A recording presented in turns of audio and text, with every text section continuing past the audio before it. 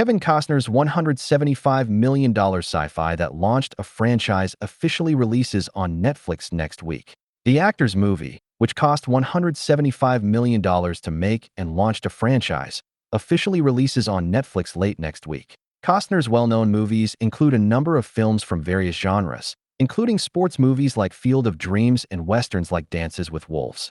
These movies have won him praise from critics alongside a number of accolades, emphasizing how much the various stories he stars in are elevated thanks to his powerful performances. Kevin Costner's 31-year-old sci-fi classic is finally coming to Netflix. The actor's movie, which cost $175 million to make and launched a franchise, officially releases on Netflix late next week. Costner's well-known movies include a number of films from various genres, including sports movies like Field of Dreams and westerns like Dances with Wolves. These movies have won him praise from critics alongside a number of accolades, emphasizing how much the various stories he stars in are elevated thanks to his powerful performances. Waterworld official trailer. Play video. 209. Waterworld is no different. Released in 1995, the movie follows Costner as the Mariner, a nomad in a post-apocalyptic future where the ice caps have melted, causing the sea level to rise by 25,000 feet all around the world.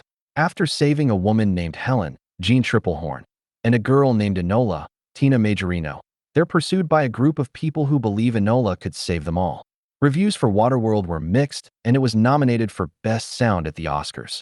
It's also noteworthy for being the most expensive film ever made at the time.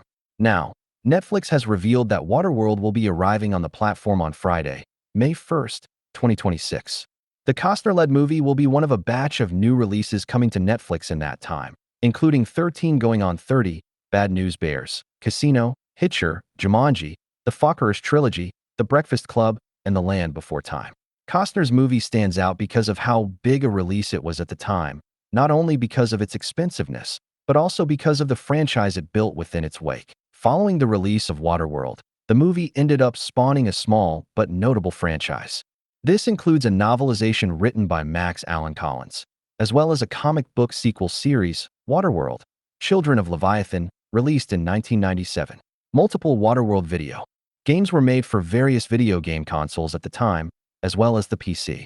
There have also been multiple pinball games and theme park rides built after the movie. Needless to say, despite its critical reception, the film still had an impact, considered a success in part because of the high sales of its tie-in media. In 2021, it was announced that Waterworld would get a TV remake headed by Dan Trachtenberg, who is now best known for directing the 3 latest Predator movies. However, as of 2025, no work on the series has been done, leaving it in limbo. Luckily, the movie's release on Netflix will bring the film to a wider audience, showcasing one of Costner's earlier movies while emphasizing what the most expensive film at the time did with its massive budget. Even with mixed reviews from critics, the film is still a marvel thanks to its wide scale and adventure focus.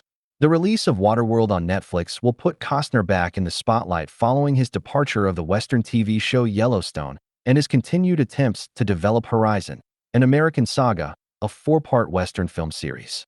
Even with his 1995 sci-fi film having the reception it does from critics, it was still a big enough success that, when it arrives on Netflix, it just might find renewed life decades later.